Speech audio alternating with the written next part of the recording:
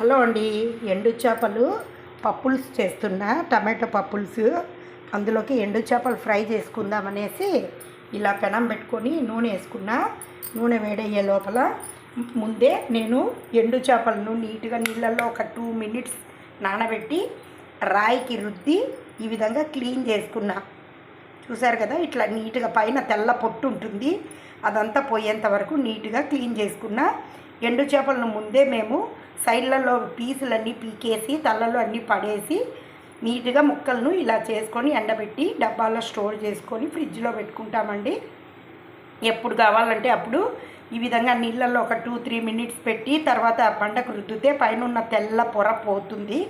తర్వాత వీటిని మనం నూనె కొంచెం వేడయిందా లేదా చూసుకున్న తర్వాత ఇవన్నీ వేసి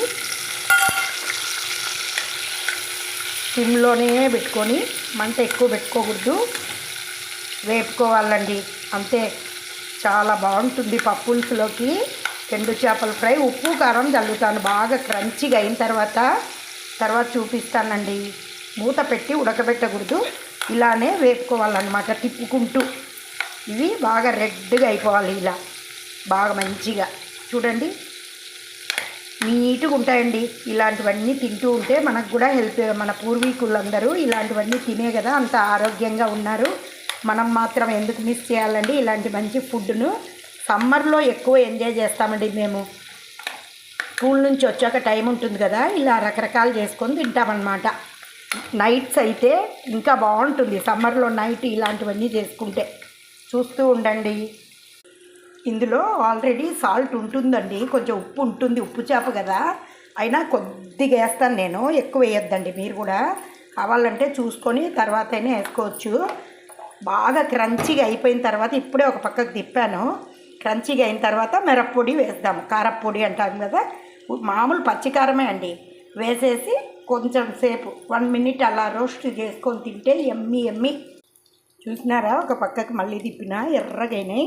ఇంకా ఒక 2 నిమిషాలు పెట్టి 2 నిమిషాలు కాదు, ఒక 20 seconds పెట్టి కారపొడి వేసేసుకుందాం. అది చూడండి, ఇప్పుడు స్టవ్ ఆపేసుకోవాలి మనము. ఎందుకంటే స్టవ్ పెట్టి మిరప్పొడి వేస్తే మంట ఘాటు వచ్చేస్తుంది, దగ్గు వస్తుంది. అందుకు స్టవ్ ఆపేసుకొని బాగా ఎర్రగా అయిపోయినాయి కదా, మొత్తం కలబెట్టి వేసుకున్నాం. ఇట్లా కొద్దిగా వేసుకోండి మీ కారానికి తగినట్లు. దీన్ని ఈ నూనె ఉంటుంది కదా, ఈ కారపొడి వేసిన నూనె, ఉప్పు వేసాం కదా ముందు ఆల్రెడీ ఉప్పు చేపలో, ఈ కారపొడి నూనెను ఈ చేప పెట్టుకొని అన్నంలో కలుపుకొని తింటే అబ్బా అద్భుతం. మీరు కూడా ఇలా చేసుకోండి. Thank you for watching.